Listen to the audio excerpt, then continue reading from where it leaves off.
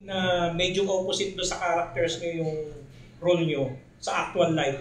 So how did you prepare or ano yung naging inspiration nyo para ma-portray nyo yung roles? Ganun ba katindi? Kung may disagreement, DJ Kat, na i-prepare nyo ba sarili nyo? If something is not agreed by both, going back to the question to na-offend ba kayo? No. Hindi kayo susunod? Yung difference ng character nila sa actual life. Kasi opposite daw eh.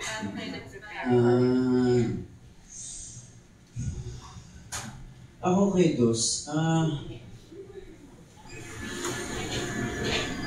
siguro kailangan ko lang ilabas yung hindi pa nakikita ng tao sa sa kulit side, yung ganyan. I mean, bago kasi magsimula, nag-uusap kami ni Direk. Siyempre, unang magtatanong ko, Direk, paano ba si Dos? Ano ba siya? Gaano ba siya kakulit? Kasi yun yung character eh. Diba? Talagang malaki si Dos, talagang masaya siya, masiyahin siya. So, paano Direk? Kasi galing pa ako kay Ellie na si Ellie naman.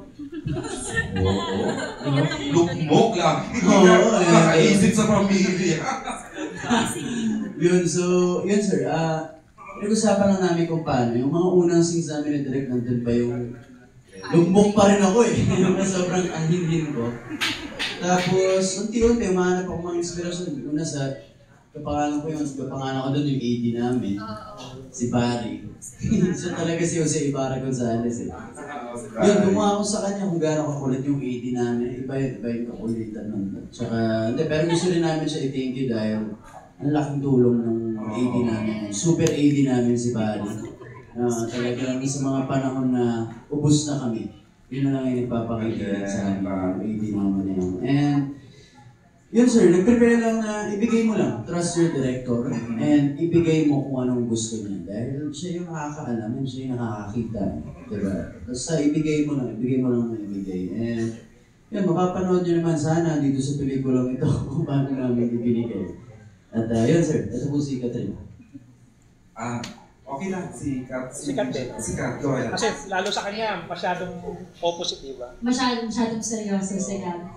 Siguro nga mas okay sa akin kung malayo talaga sa akin po yung character. Para at least, pag napanood nila, hindi nila sabihin, this parang si Catherine to. At least, advantage yung pag ibinigay na character sa'yo, hindi mo talaga ginagawa, hindi ka ganun pumorma, ganyan. At least napanood nila, si Gabi makikita nila, hindi si Catherine. Yun yung importante sa amin. Yun naman talaga.